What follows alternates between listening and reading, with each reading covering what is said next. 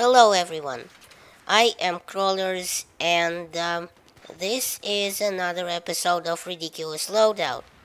Oh, and by the way, I got this kill with the last 3 bullets of the gun. As all of you already know by now, it's a series where I whore myself out for cheap views, basically running a loadout suggested by a comment. Mostly like all the other Battlefield channels out there. A pretty cheap way to get views this, and to be honest not very original. I mean, if I was watching me, I probably wouldn't watch it.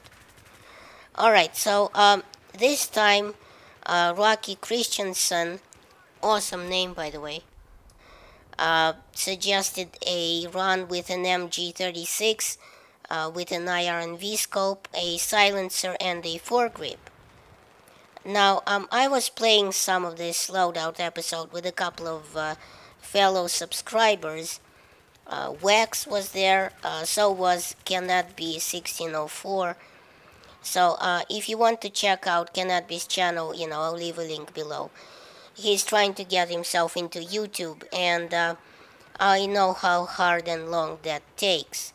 No pun intended. Okay, so, what's the dealio with this setup, you ask? Well, I can tell you, but I'd have to kill you. I mean, not with this setup, because it's gonna take a while, but maybe different kit. Alright, so, by the way, you gotta admit, the gun looks very weird and just wrong with the silencer, and the IRNV scope.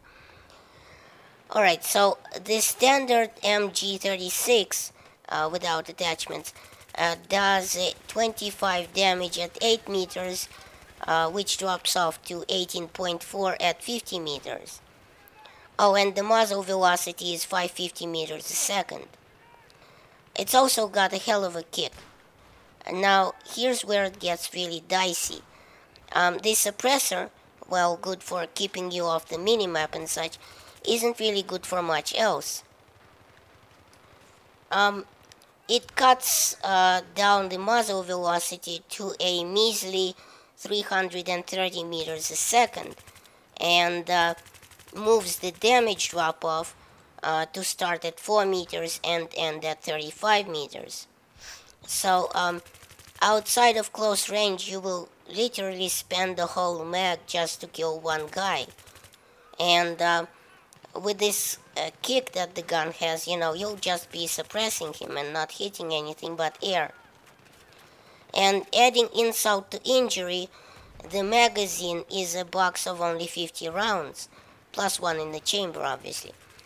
So, unless you're an Uber gamer able to control the kick, you're gonna go through the mag like a tissue at a snot party.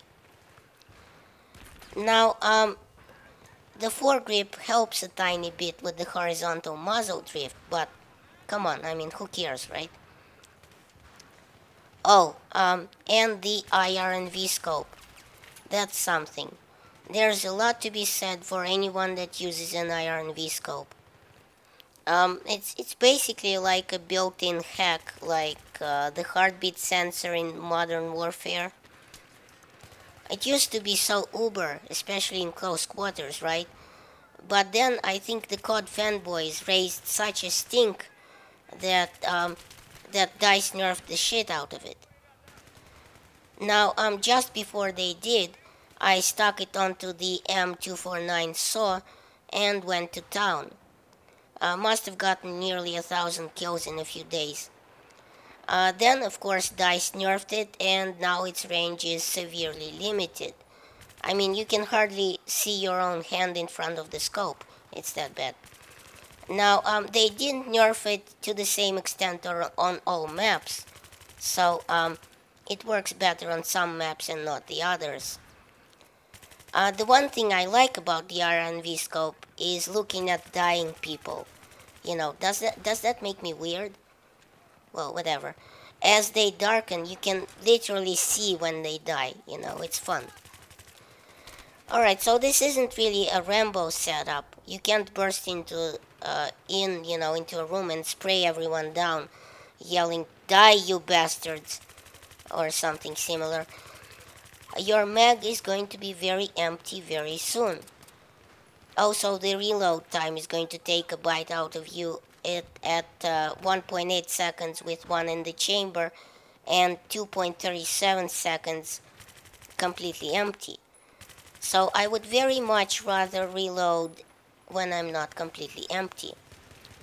So thanks for watching. Please rate, check out my other videos at the end of this one. And remember, in Soviet Russia, YouTube subscribes you. Oh, and I left this last clip in for a second there because this was in S-TAC, last 10th kill. Gotta love those.